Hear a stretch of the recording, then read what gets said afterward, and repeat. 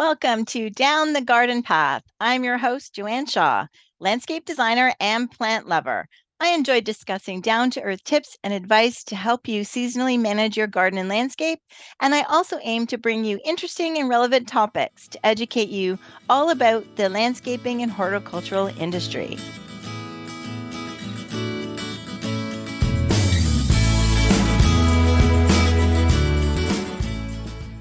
Welcome to the Down the Garden Path podcast. I'm your host, Joanne Shaw, and thank you for listening today. I'm going to do a deeper dive in asters. I know we did a show a couple of weeks ago, which I hope you enjoyed, with mums versus asters. And as I've spent some time this weekend driving around and I went on a long car ride to a small town, Ontario, and just seeing all the flowers in nature that are so happy. Meanwhile, our gardens at home are a little bit sad because of the drought and dryness that we've been experiencing here in my area of the Greater Toronto area. Although I know it's across all of the GTA. So it just got me thinking that summer, our gardens don't end in September. That we can extend the season, and there's lots of ways to do that. And I prefer to have things in the garden at all times that are blooming, so there's something blooming all the time. And usually that was like historically, as long as someone was blooming in September, everybody was happy. But we can have things now blooming in October and November, and sometimes it's very important to have that because the pollinators still need something blooming. Think of the monarchs crossing. They're crossing late fall. A lot of other a lot of other butterflies as well need larvae plants. So I thought I would do a little deeper dive in some local asters or some asters that we can grow. Now, there are over 30 different species of asters. So, it's a huge list and a huge variety of growing conditions, which I think is great because there is an aster for whatever challenging growing condition you have. If you've got really moist soil, if you've got dry shade, there is, believe it or not, an aster. And I think that's especially exciting for dry shade because a lot of the native plants and even spring plants that grow in, or plants overall that grow in dry shade, tend to be spring bloomers. Not a lot of action kind of in the summer. So it's great to know that there's a fall option as well. So that's something to look forward to. So once you're driving around and you're seeing the different color out there in the fields, most of those are different varieties of asters.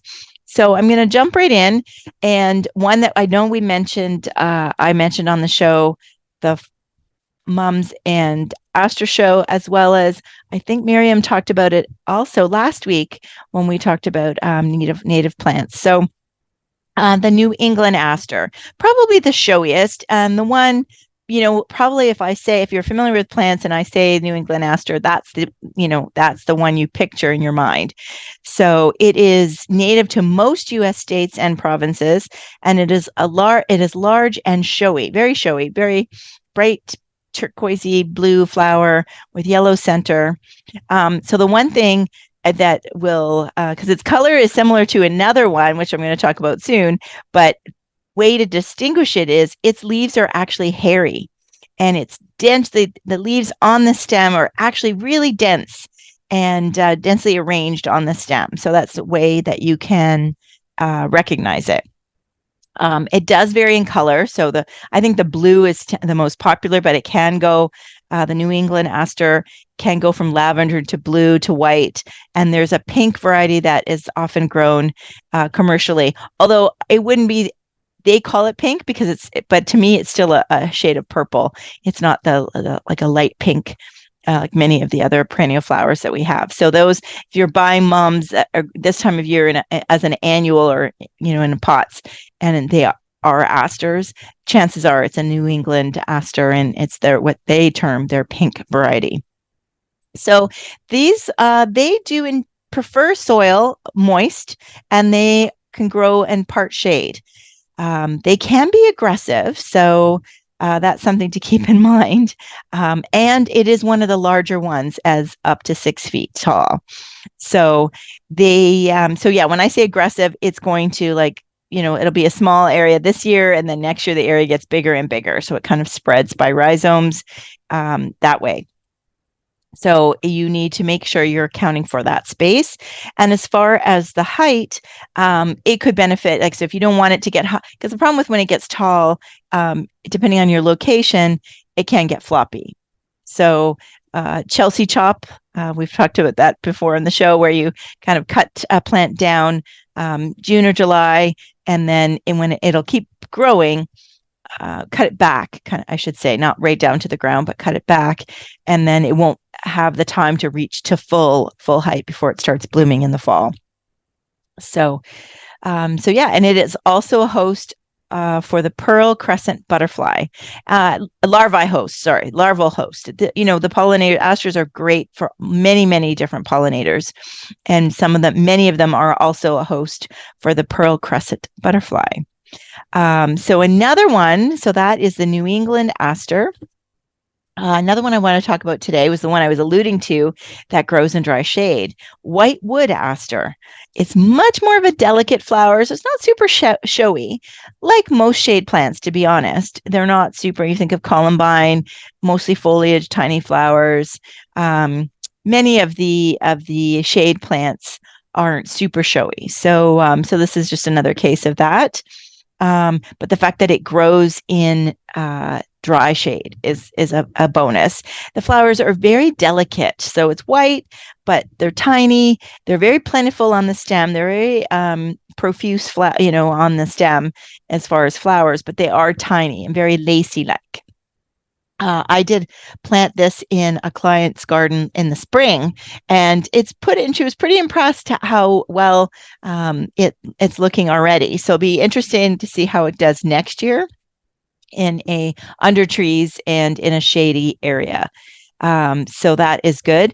So you can find it in Ontario in dry deciduous forests. So that's exactly what we want in our garden. If you have maple trees, pine trees, something like that, where the soil underneath is very dry and it's very shady, then this is something worth giving a try to. It doesn't get as tall, so it only gets 2 to 3 feet tall. So that's good. So it's not something that's going to be floppy or really take over in the garden. So look for whitewood aster. And again, I will reiterate this at the end of the show, but most of these can be sown in the fall. So you can sow it in your garden just by sprinkling the seed in the fall garden, in late fall, and then the winter it's kind of like winter sowing, basically. So the cold in the winter and the moisture in the winter will help it germinate and will help it start to grow in the spring next year, if you're adventurous enough and you have enough space in your garden to do that. Or it's something that you could go to a garden center now and look for, or a nursery, contact a landscape professional in your area where maybe they can source it for you, and actually get a 1 gallon or a 2 gallon pot that you can plant in your garden this year, and then it will come back next year. So you get to enjoy it now. My next one that I wanted to talk about is smooth aster.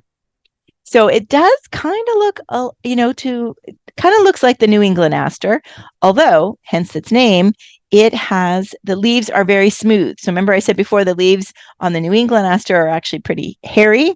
These ones are smooth. They're lavender and blue. Again, it's the same kind of look, the daisy type flower with yellow center and the petals with yellow centers. Blooms from August to October. Also a huge pollinator for butterflies and a larvae host for the pearl crescent butterfly. Now, this one's adapted to many soils, so that is nice. So regardless, if you've got a property that has a variety of different soils or growing conditions, then that's something you could, have a couple plants in each, or a plant in each location, depending on your property. And yes, they're also a great choice for fall sowing. They get to be 2 to 3 feet tall, sun to part shade. And this variety also can be a nice cut flower. So that's something that you could bring in. Maybe if you grow annuals like zinnias that you want to bring in, or glads that you want to bring in, or dahlias that you want to bring in this time of year, then that's nice to know that you can have a companion flower that's a nice little filler flower, bright color. I find them a happy flower, but I will say most of us growing up would have just considered them weeds. So, that's what you would see growing wild in the country. But now that we're grown up and more educated as to native plants and the benefits for the environment and the importance of planting native plants for that very reason, then we know that, a weed is just the eye of the beholder, really. And asters make a great plant that you can extend the bloom and the interest and the activity in your garden late into the season. The next one I want to talk about is the heartleaf aster. So lavender to light blue. It's almost white in pictures that I've seen. It is one of the latest ones to bloom and actually goes into November. So an even better example of an excellent pollinator for butterflies and bees at late in the season.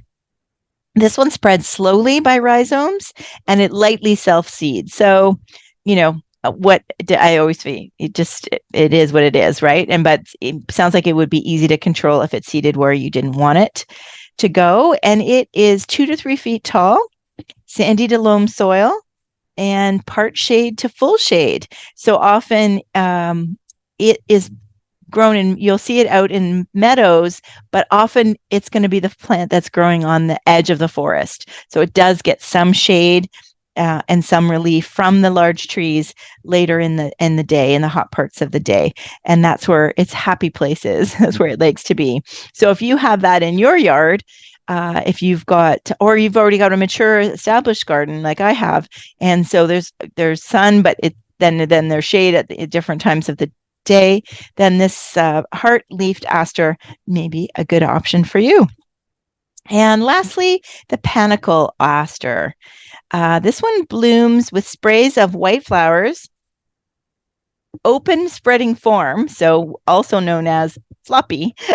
So it does say that it's best grown with other plants to kind of support it. So if you already have a native garden, or if you're planning a native garden with other large tall plants, like I think of gray-headed coneflower, some of the goldenrods that can get quite tall, cup plant that can get quite tall, then this could be an addition if you want that look and you want them to get that tall. Or else you do, like I mentioned before, the Chelsea chop in June, beginning of July, and cut it back. And so it will never in your garden reach that full height. It does prefer moist soil, but it likes full sun. So that's a tricky spot. So if you have that situation in your garden, or in your yard, then that's a cool thing to know. I know some people have the drain or have a really wet area in the swale of their backyards and trying to find plants that grow, because you can't really plant trees around that area because of the drain and because of the swale. So finding plants that grow in those conditions can be tricky. So that's good to know that this is an option, and especially for late blooming, to have something blooming in November is great. Be green up until then, it would kind of probably be more of a background plant, and then have it show in November, or up until November anyway. Let me see. And the way you can tell this variety is when it is starting to turn fall and kind of be done, the leaves actually curl. And so that's a way that you can kind of distinguish it from other varieties of asters. So I hope that helps. I hope that helps you figure out which ones would work in your space.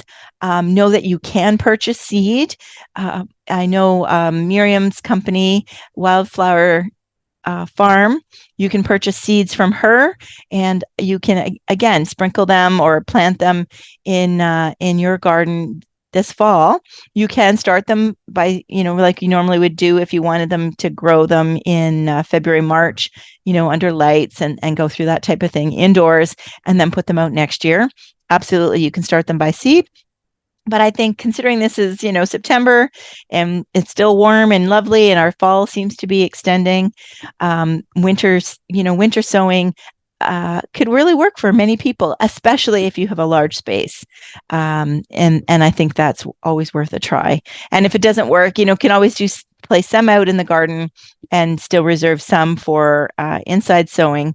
And then you have a guarantee that you will have a plant. So think about asters. They're kind of new to me. I don't currently have any in my garden, although I'm excited about the whitewood aster because I do have dry shade under my Crimson King maples, and most of my plants are spring. Aside from hostas, are spring bloomers, and it's tough growing conditions. Even if I add new soil, the maples take it all, and all the plants kind of struggle along there. So I'm excited to know that I could add something new to that space. So let me know if you've grown them, if you're interested in growing them, or you have any more questions about them. I'd love to hear from you. So give me a shout out on my website in the comments.